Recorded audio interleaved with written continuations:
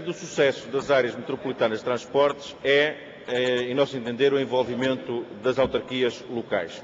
Por isso o CDS, quando propôs na legislatura anterior a criação e instalação das áreas metropolitanas de transportes, fê-lo com o objetivo de que as autarquias locais tinham que estar envolvidas e foi o que aconteceu com a aprovação da lei que agora se quer revogar. Infelizmente não é o que agora se passa e o melhor exemplo disto são estas afirmações. Tenho esperança que melhore, mas não escondo alguma preocupação. Primeiro, porque a autoridade tem pouco, visto que é uma entidade subordinada ao Governo. Depois, de metropolitana, tem menos ainda, porque é uma entidade da Administração Central. E de transportes não tem quase nada, visto que a maior parte dos pesados não entra no seu âmbito de competências. Estas são declarações do Sr. Presidente da Câmara Municipal de Lisboa, o socialista António Costa, relativamente à proposta de lei que o Governo hoje aqui nos traz. Nós sabemos que o atual Governo tem uma verdadeira política centralista em muitos processos. Apesar de apregoar uma coisa, pratica outra. Disso são exemplo o que aconteceu com a decisão do CREN, disso são exemplo o que aconteceu com o Ministério da Agricultura, Desenvolvimento Rural e Pesca quanto ao encerramento das zonas agrárias.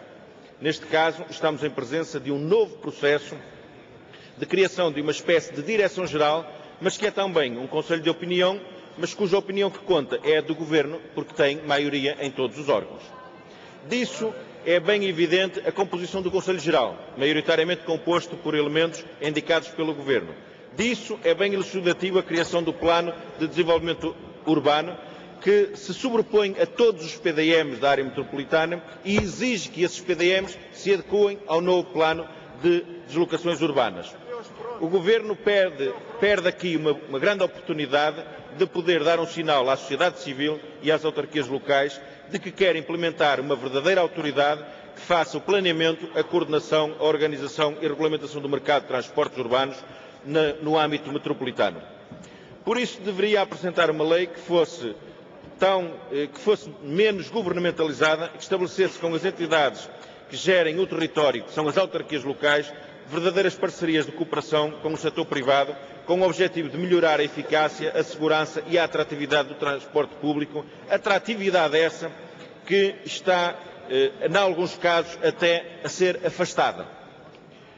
Por exemplo, as receitas da área metropolitana de transportes vão ser constituídas por diversas fontes de financiamento, entre elas a participação em tarifas cobradas aos utilizadores.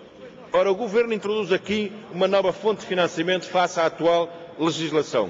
As tarifas a cobrar aos utilizadores dos serviços de transportes. Ora, o Governo quer cobrar mais uma tarifa aos utilizadores de transportes públicos. Será que é assim que vai conseguir a utilização de utentes para os transportes públicos? É esta a forma de incentivo aos utilizadores de transportes públicos? É esta a atratividade que os transportes públicos vão representar para os cidadãos quando são obrigados a pagar mais uma tarifa por essa utilização? O financiamento é feito através de contratos-programas também.